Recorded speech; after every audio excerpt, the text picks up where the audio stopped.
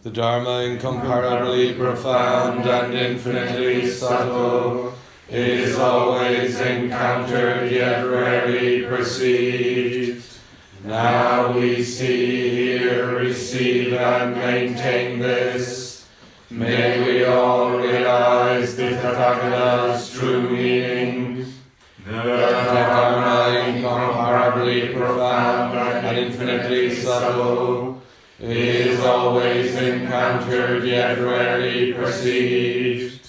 Now we see, hear, receive, and maintain this. May we all realize the Tathagata's true meaning.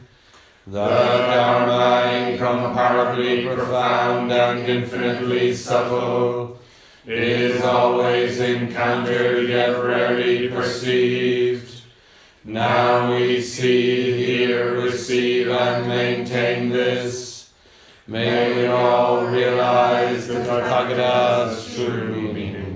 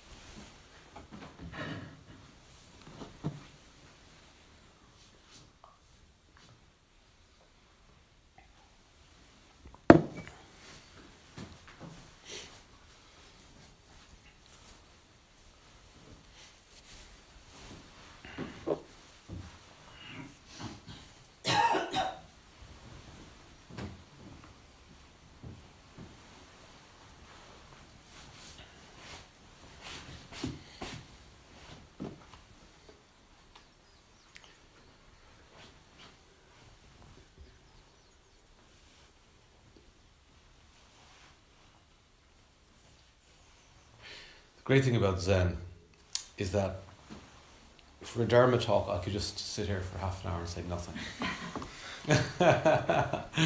Just remain silent. The first the first case in the Book of Equanimity is exactly what happens. Nothing. Shakyamuni ascends the platform, and Mahakasyapa goes, "The Tathagata has ascended the platform," and prepare to receive his teachings. And then the Buddha gets up onto the teaching platform, and then he gets down, and that's the teaching. That's it. But I've done a little homework instead, so.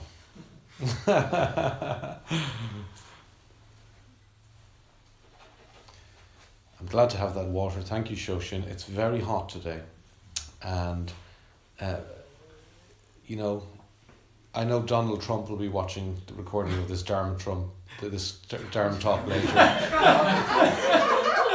And those two words. Anything. And I'm just, I think we'll have a talk about global warming at some stage, but it certainly feels like there's global warming happening here in Cavan. So please drink plenty of water later today. It's going to be 29 degrees all afternoon, pretty much, according to the forecast. So from 2 o'clock to 6 o'clock, it's going to be hitting 30 degrees. So please, we're not used to it so much in Ireland. A fly was walking across the floor there a moment ago, and there were points this morning where the zendo was so quiet. You could almost hear a fly walking across the floor. And of course that's what they say about the retreats in Antaiji temple near Kyoto. They're 5-day retreats that it becomes so silent that you can hear the spiders walking in the zendo. It's a lovely image.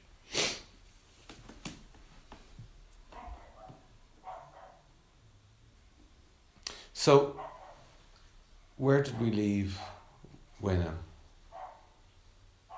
What was he doing? I can't remember. Anyway, he he was running away from the crowd of vengeful monks. He was, yeah. Oh yeah, the one who just couldn't lift the rock, and he'd been taught, I think. That's right, and he couldn't lift the robe and the bowl of transmission, which came from Bodhidharma, and he was taught then and went back to teach. So the Platform Sutra then, Huineng's teachings are about ordinary mind, about straightforward mind. There's also this beautiful understanding and teaching by Huineng that this isn't just for monks. This isn't just for clergy or priests or monks and nuns. This is for everybody, you know. As Norman Fisher says about this sutra, Huineng is saying, he's not saying don't try this at home, he's saying do try this at home, you know. Do try this teaching at home. The most famous layman in the Mahayana is Vimalakirti, who was considered wiser than the great bodhisattvas. And Vimalakirti talks about Buddha mind being straightforward mind. And Huineng cites this in the Platform Sutra. Remember, this is the sutra of direct teaching of the southern school of the Supreme Mahayana. One practice samadhi means at all times, whether walking, standing, sitting or lying down, always practicing with a straightforward mind. The Vimalakirti Sutra says, a straightforward mind is the place of enlightenment.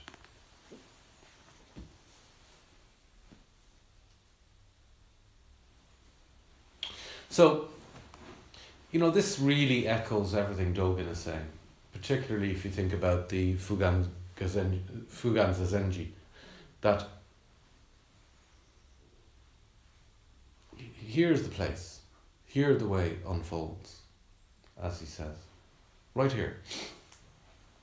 So, not in, you know, some far distant idealized future where your life will finally be sorted out, where your socks will actually all be matching, you know, in the drawer, you know, where you actually iron your underwear and fold it before you put it away, you know, this kind of a life, right, where all the things that you beat yourself up about are sorted out and everything is taken care of, everything is resolved. That isn't it. No, that isn't it. That isn't where it happens. So, the place of our practice is in the messiness of life, is in the mess of our lives. And this is the great gift of the Mahayana.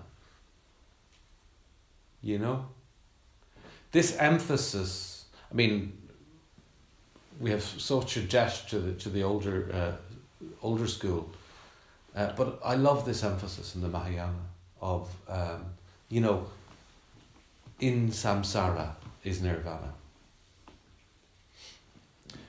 You know, people come to Buddhism often through the teachings of Shakyamuni Buddha, and they think, I want freedom from suffering. I want total freedom from suffering. And I will cut out the root of desire at its very root to attain nirvana. And I will, of course, in the Theravadan schools, become a monk and retreat into the forest. But the Mahayana just chooses a different route and says, here in the world, This is freedom in suffering rather than freedom from suffering. I think this is very helpful. I think this is very helpful to us in our lives, in a very practical and down-to-earth way, to remember this teaching. When you're in the Dublin Business School, or Griffith College, or when you're in the Sunday Times, or wherever you are, when you're in Trinity College, when you're working in, Allianz, or wherever, when you're in, family situations, the ordinary things of life, you're not going to resolve them. No. You're not going to make everything right. That isn't the point. The point is not to resolve everything and to make it right. There's a great philosophical experiment I remember from my days in philosophy, and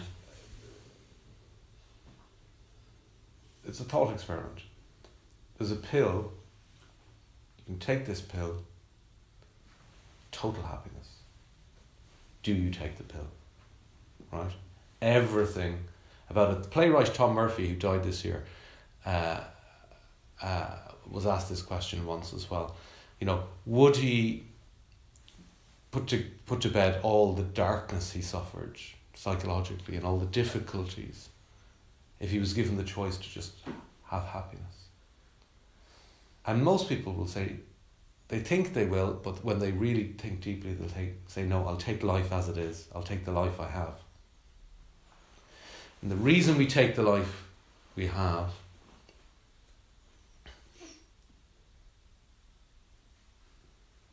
is because these difficulties are precious. They're the stuff of our life. Now, I'm not saying that, please don't draw any analogies about not taking the pill in terms of, sometimes we need the pill, Sometimes the pill helps us. So don't make that jump, please. That's not what's being suggested here. But we need the pill.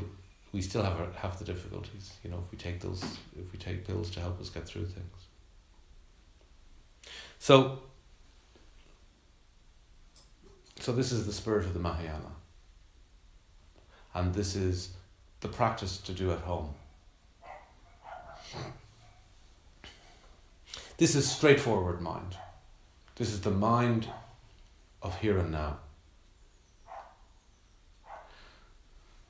And this is where we practice.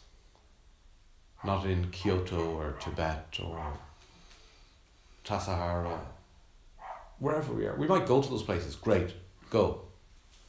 But here we are now. This is where we practice.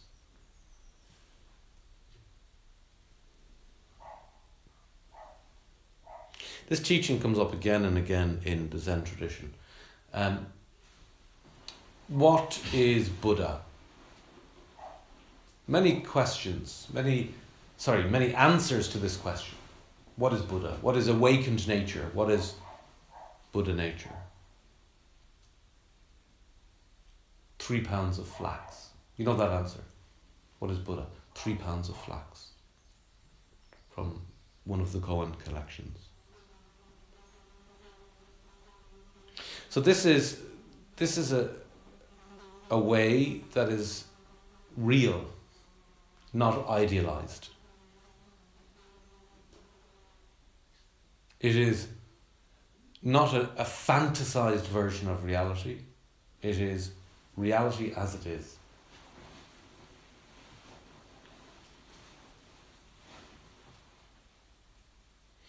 So sometimes,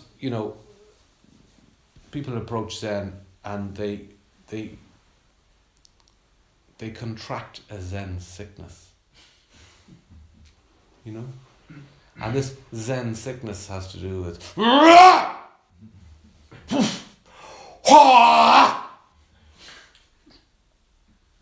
going to sit like this. You run a sword through me and I'm not going to move. No. You're not a stone. You're not a piece of rock.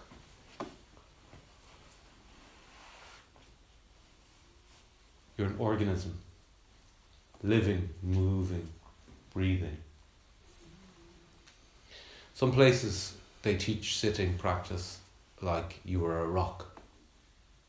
You just sit there like that and you don't move. You're in fucking agony. Right? You're like that. You don't move. What's the point? Huh? The way not to move is to be gentle. Just to let it relax. Where's my stick? That's it. Human spine. This is the sitting posture. It's not a straight stick. It's a bent stick. It's the natural curve of our spine. This is how we sit. Gently with ourselves. We try and not move. But we don't move by locking our entire muscle structure. We move by relaxing it. We don't move by relaxing it. By letting the earth support us.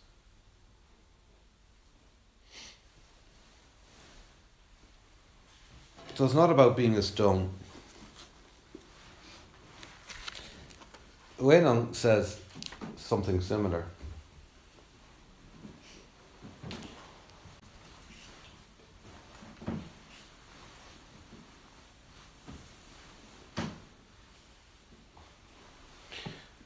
But about the mind. But don't think about nothing at all. Once your thoughts stop, you die and are reborn somewhere else. Students of the way, take heed. Don't misunderstand the meaning of this teaching. So,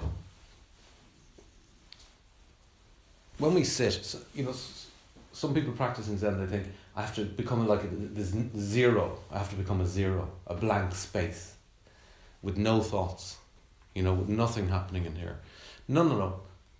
That's death. That's a zombie state. We are observing in a non-attached way our thoughts as they arise, our physical sensations as they arise, our emotions as they arise, our physical environment as it unfolds. All of it, the totality of experience. It isn't extinguished or annihilated. No, it's getting on with its stuff. It's getting on with its business. And we're getting on with not being caught by it. That's why sometimes on the cushion, for example, you can face the great death. Have you heard of the great death in meditation? Right? Where we face the great death. A lot of us face this in our practice where we feel, again, this is beyond language, right? We feel a huge chasm of blackness, of death, of annihilation, of the self being snuffed out and disappearing. You might get this experience sitting zazen sometime. And this is called the great death. And it's the ego, the self being challenged by the practice, being dislodged from the throne, And this is a horrible experience because it feels like you're going to fall into a black hole and lose yourself. And sometimes sitting zazen, you can think, I'm facing a wall and I can't take it anymore. And I can't move, and it's like I'm being wiped out, I'm becoming a zero here. You can panic, you can have a psychological panic. So this is a little taste of the great death. And what you do, I remember having it very intensely and very deeply, and I just said, fall, allowed myself to fall. Just came spontaneously, fall. And then there's a glass floor to it, you know, and you go through that and it's finished. Over. Now,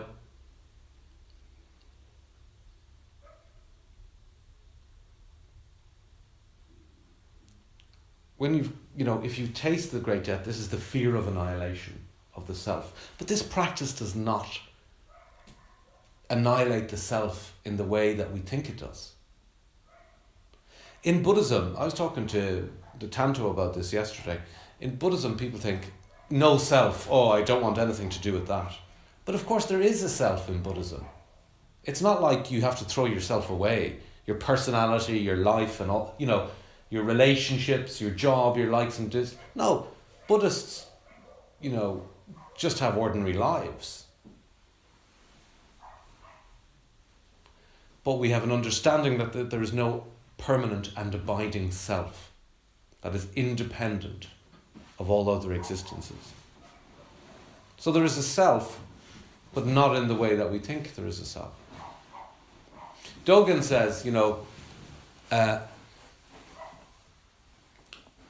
the Genjo Koan, not to be afraid of losing yourself in this practice. You won't.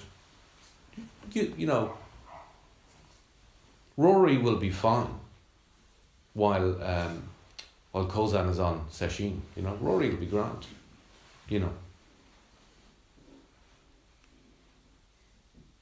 Michael will be fine.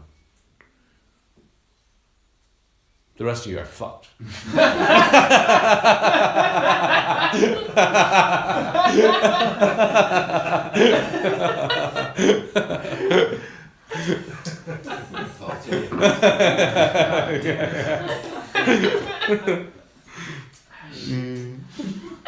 What time's the next class? Sorry, you shouldn't be saying things like that. They're going to ban me from YouTube if I stick this up. Okay, so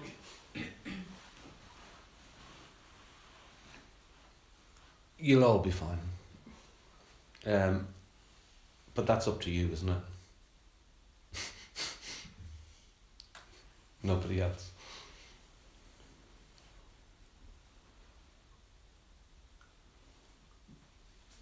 So don't let your Zen be a blockage. Don't let your Zen be a block to... Don't contract this Zen sickness. Practice with a little spaciousness and lightness. Don't become obsessive. Of course, on Sesshin, we really saturate ourselves in practice. But like every form that's constructed, it's broken, and we walk away. We return to our lives and our practice, which we hold lightly. So we're not preachers, we're not trying to convert people and going out with a fundamentalist attitude about our practice.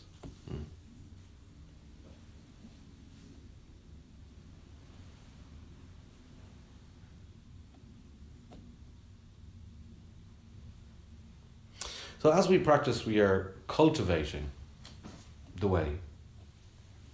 And we are cultivating it in ordinary life, as Wei Nong teaches. And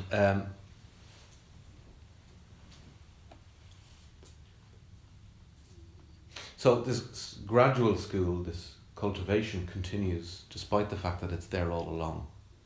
That this straightforward mind, this Buddha nature is, as the Tagatagarbha teachings teach us, there for us, always with us.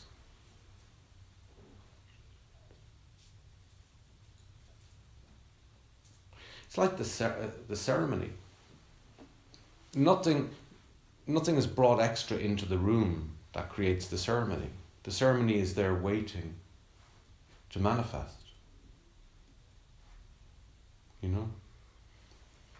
Our Kito this evening isn't going to just be introduced as an outside agent. It's just, the keto is already happening here. It's just waiting to appear. Yeah? And the rain it's not raining today, it's very hot and sunny, but it's not that the rain doesn't exist. It's just that the causes and conditions are going to come about at some other point, at some other dharma position to make it manifest. Everything has a latent reality, including our own death and our life, and our death and our life, right now, every moment, inseparable.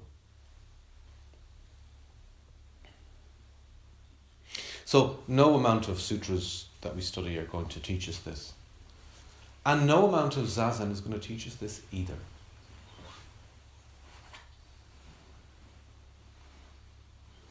It might create the climate whereby we realize it, but it's not going to create it.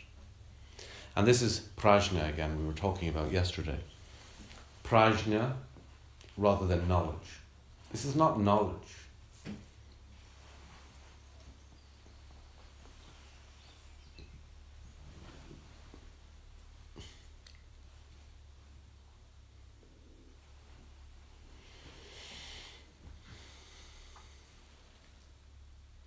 So knowledge, we all have different fields of expertise, for example.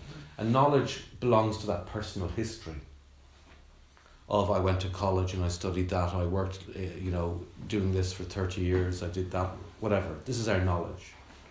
I'm an artist, I'm a scientist. No, underneath all this, what's the most fundamental thing? This is your Buddha mind. This is your Buddha nature.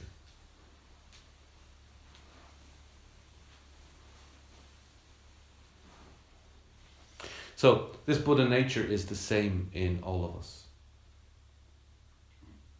It's manifested in a myriad ways, in infinite ways, as Florence, as Eduardo, as Marian, as Magda. It's manifested in many ways, but it is the same in all of us, this Buddha nature. And this is like the ocean. And the classic image, of course, is that we are the waves on the ocean. So the waves do not appear out of anywhere separate to the ocean, and they are still distinct from the ocean, but they return to the ocean.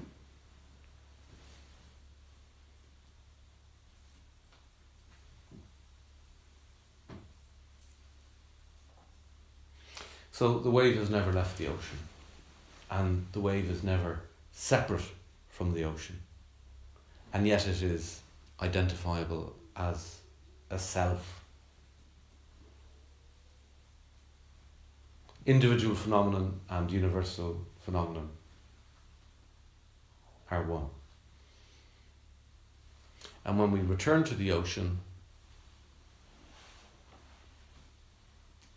maybe that's a peace and composure that at this moment in time for us is too frightening.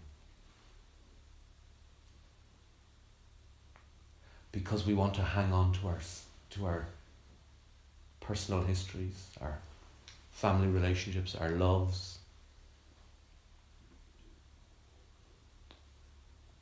And everything's going to be given up because it's temporary, everything.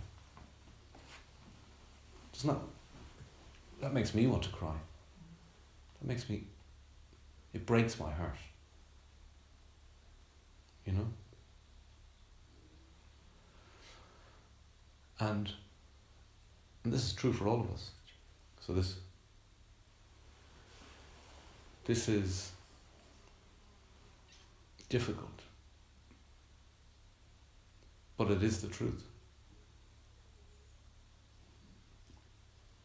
So the ocean can be a metaphor. All these things are just metaphors. But the ocean can be a metaphor of consolation. But it can also be quite a frightening thing, the ocean. The great death.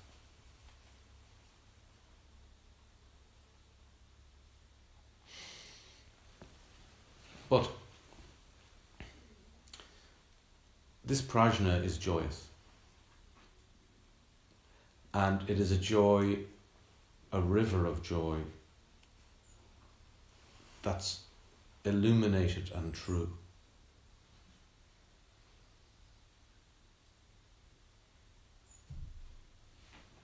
It doesn't mean we don't give up everything to enter that stream ultimately, but we do.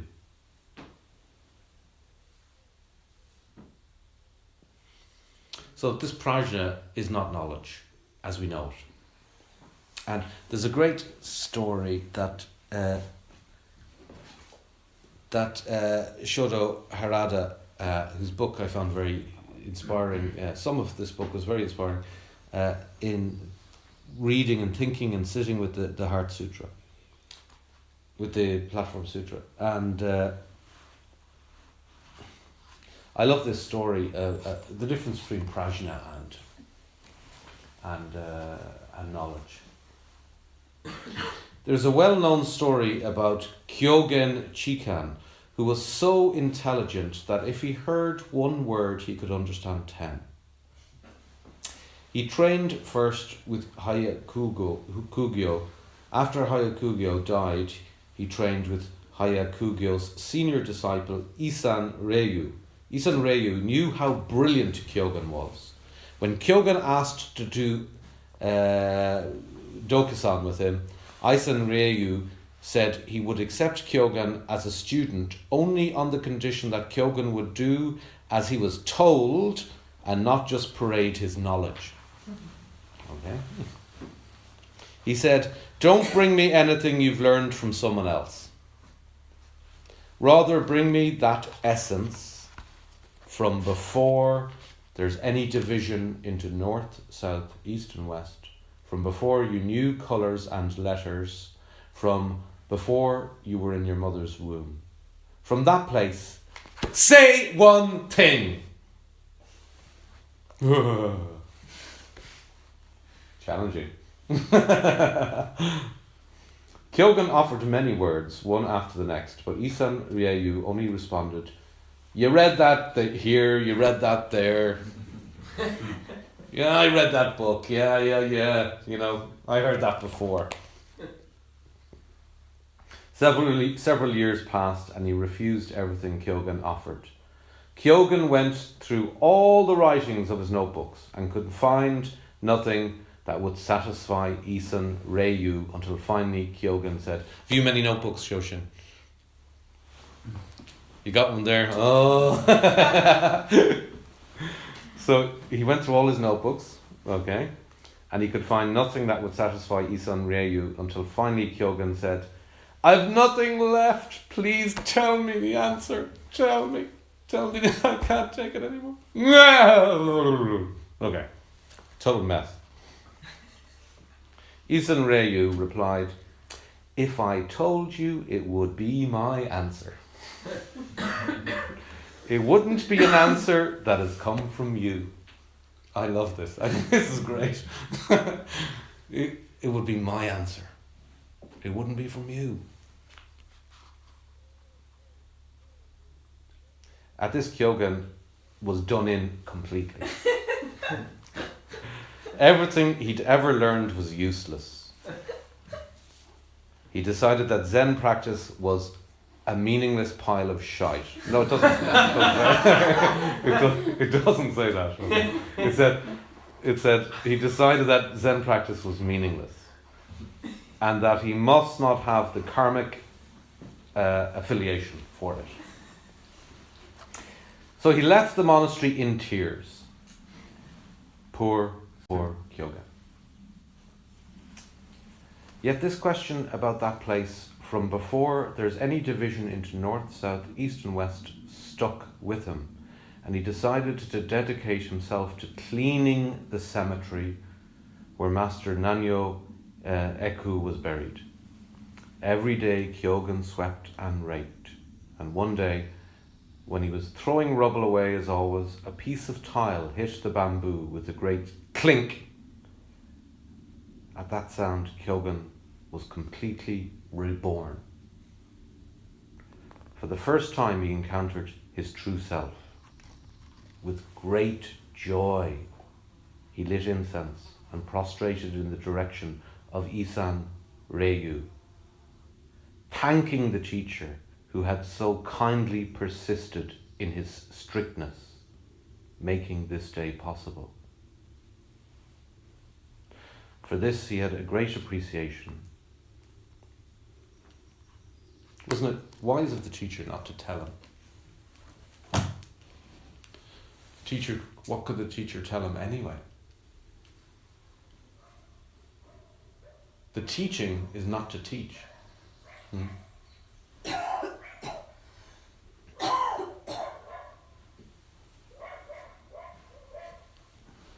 Teaching might be to shut up, Ian. So, okay.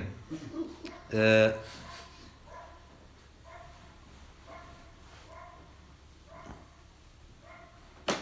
a tile hits a bamboo and prajna appears, wisdom, the true nature of things.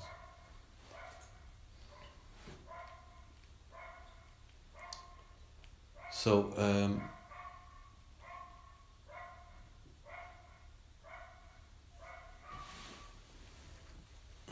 can you describe that for me anyway?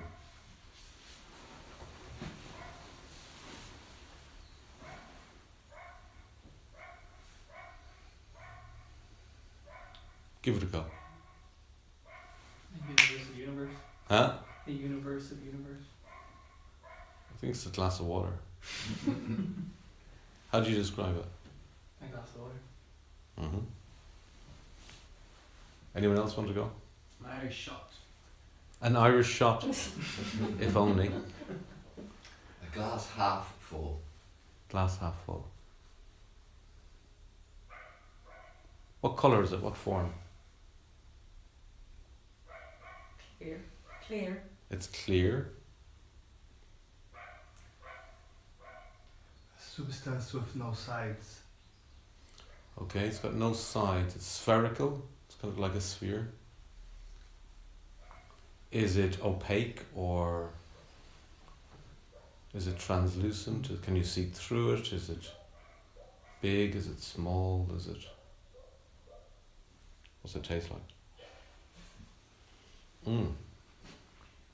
Bet you wish you had some. It's translucent. Okay, so we can describe this in many ways, but at no point do we actually capture or convey the thing itself, ever, whatever it is. The thing in itself is beyond anything we can say about it, anything, even the taste. That's closer, that's prajna. Prajna tastes good. So, but this is closer to the direct, the direct apprehension of reality, of things as they are. So, that's why in our tradition language, of course, has its limitations. Not that we don't engage in Sutra study and everything else, but the Zen way is to taste the water and to live your life and to encounter the thing itself and not the description of it.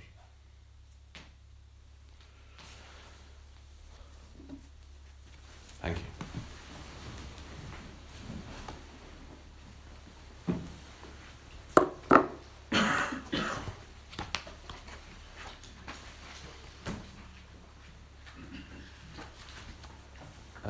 May the merits of these teachings penetrate into each thing and all places, so that we and every sentient being together may realize the Buddha way. All Buddha and time, all bodhisattvas, mahasattvas, mahaprajna, paramita.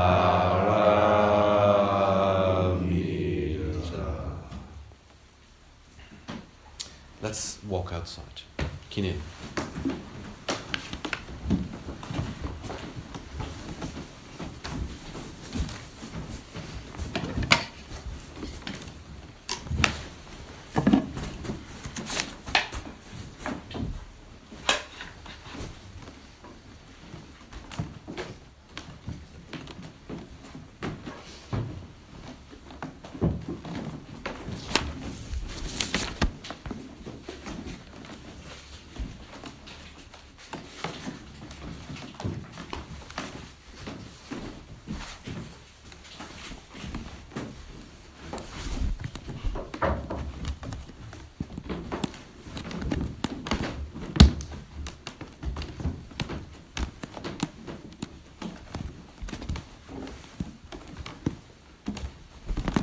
Mind all Connor's things there. We'll see outside in a moment.